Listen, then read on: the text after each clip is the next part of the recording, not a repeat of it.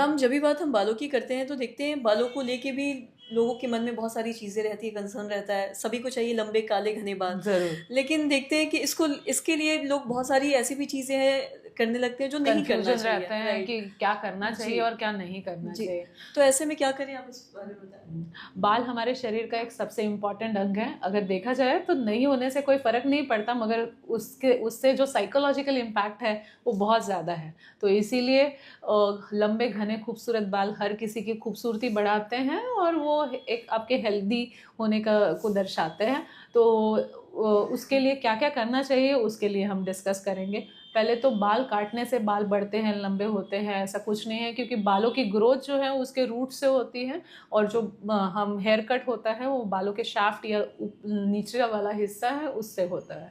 बालों का एक साइकिल रहता है जिसके वजह से बालों की एक ग्रोइंग फेज, स्टेशनरी फेज, और उसके बाद बाल गिरते हैं। उसके वजह से 50 से 100 बाल हर किसी के रोज़ गिरते हैं। तो बालों को क्लीन रखने के लिए शैम्पू करना ज़रूरी है।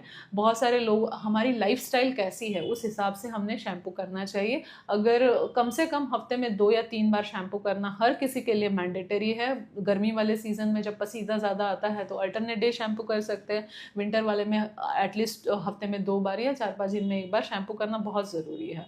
अगर आपको डैंड्रफ की समस्या है तो आप ऑयलिंग नहीं कीजिए शैम्पू करने के पहले। अगर आप करना चाहते हैं तो वो शैम्पू करने के पहले ही थोड़ी देर कीजिए। ओवरनाइट ऑयलिंग करना जनरली अवॉइड कीजिए।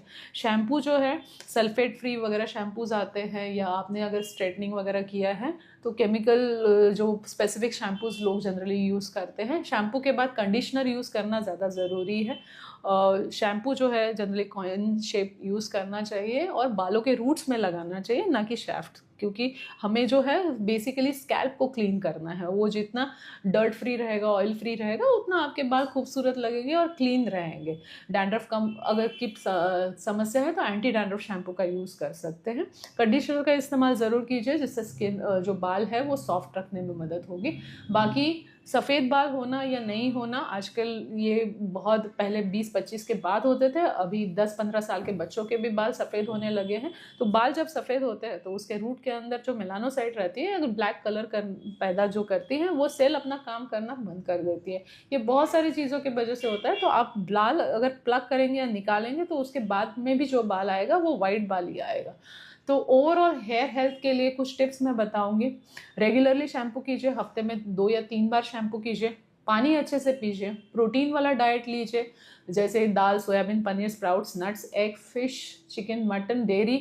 प्रोटीन होना शरीर में बहुत ज़्यादा ज़रूरी है खाने में, क्योंकि बाल जो है वो प्रोटीन से बने हैं। उसके साथ आप हरी सब्जी या फल एम्पल अमाउंट में खा सकते हो, पानी ज़्यादा पी सकते हैं। स्मोकिंग, अल्कोहल अवॉइड कीजिए, क्योंकि ओवरऑल हमारे हेल्थ जो है इन सारी चीज़ों से अफेक्ट होती है। आप बाल धोने से पहले कंडीशनिंग के लिए ऑयल का इस्तेमाल कर सकते हैं। सल्फेट फ्री शैम्पूज़ का यूज़ कीजिए और बालों को क्लीन रखिए।